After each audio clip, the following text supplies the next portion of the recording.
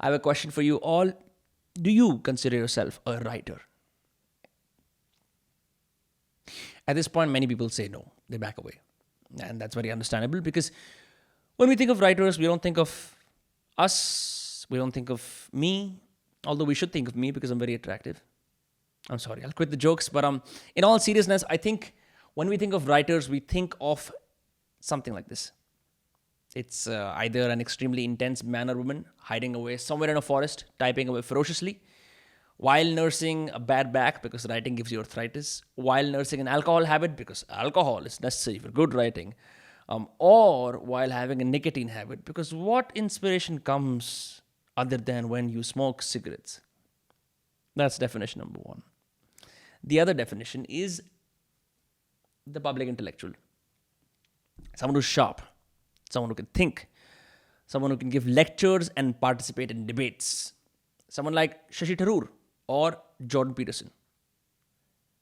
But it's not because of all of these things they're writers. They're writers because they can write newspaper bylines and books like they're not mortals, like it's too easy for them. And the third kind of writer is a definition we usually resign ourselves to. It's the struggling student of literature, the Jhola Chhap.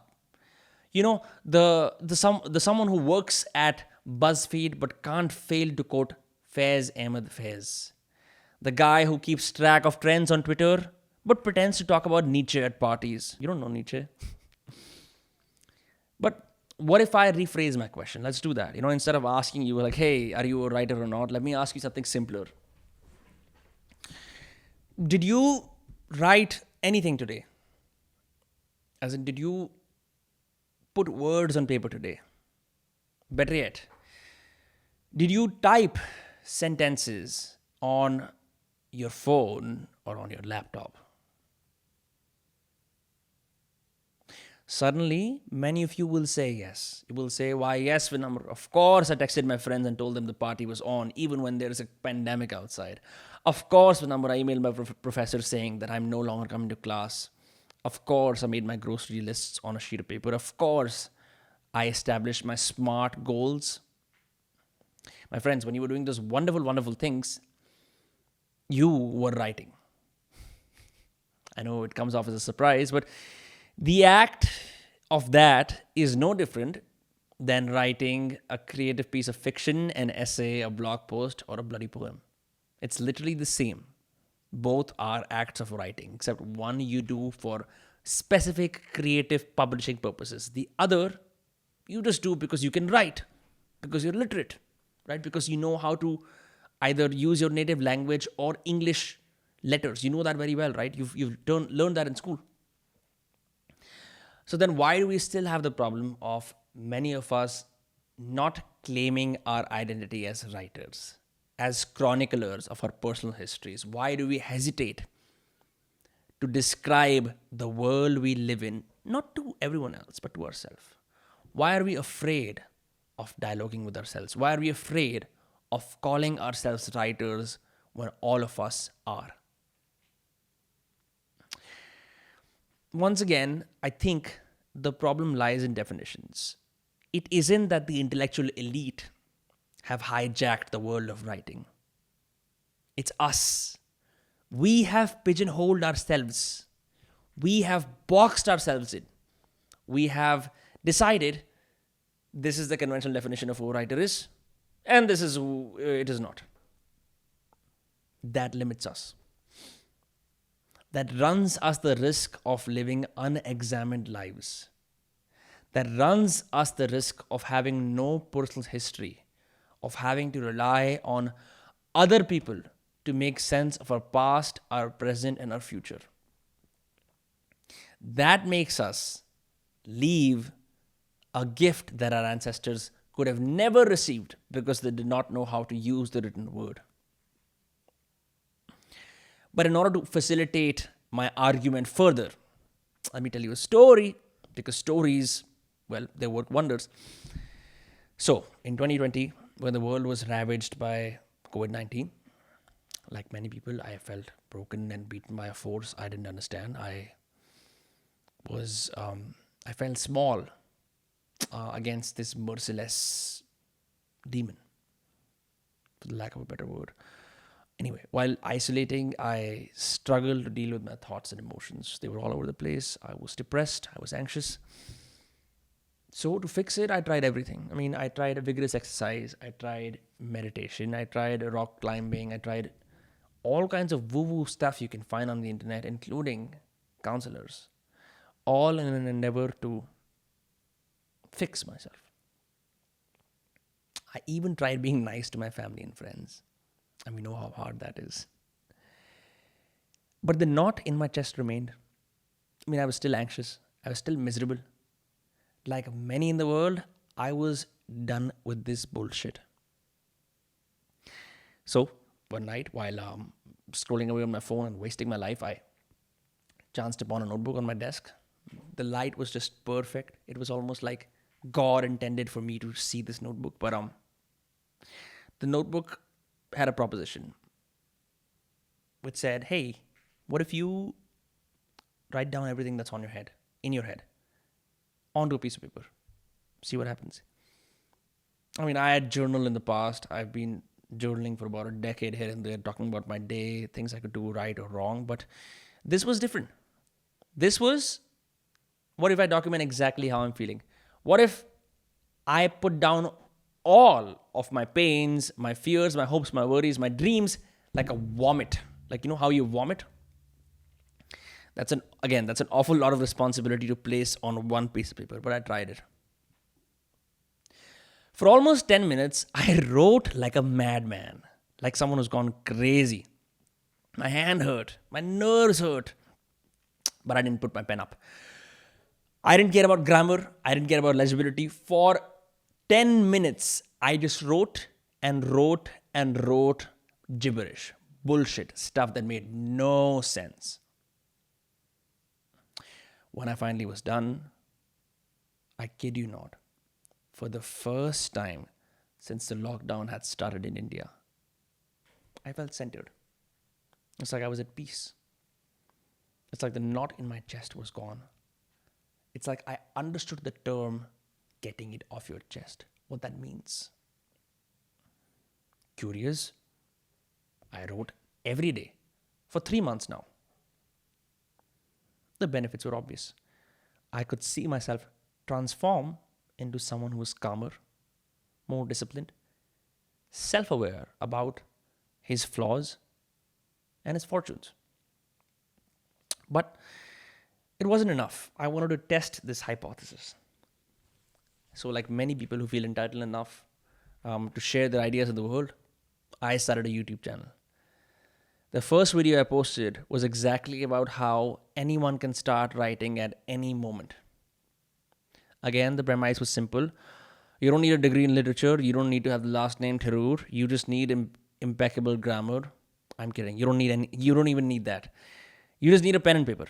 And if you're technology friendly, any app like Microsoft Word or Pages that allows you to write. Okay.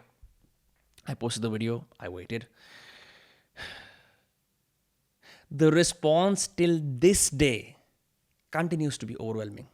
Overwhelmingly positive. Hundreds of people have reached out.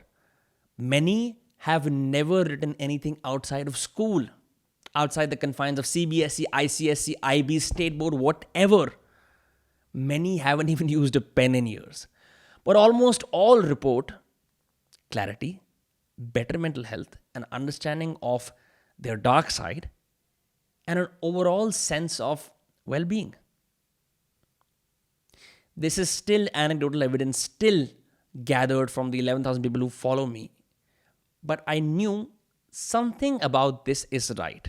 There is something in this act of spontaneously letting yourself go on paper, not caring about what you write, but just immersing yourself in the act of writing, allows the kind of relief that our unconscious, that our psyches have been demanding in these incredibly modern times where we're bombarded with stimulus constantly.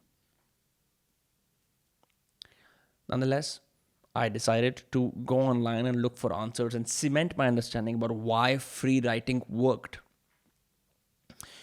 The next few lines come from Liz Cocker, author of Transforming Memories, whose parents were alcoholics, And I think they best describe the benefit of free writing for someone who's been through a lot, someone who's been through depression, anxiety, PTSD, and for the general public. Here's how it goes. When you write it down, the weight is on paper, not on your heart. When we carry painful memories inside, there's a weight that can drag us down, literally or figuratively. Sharing memories of shame, fear, neglect, or abandonment, even just on a piece of paper, can lighten your load.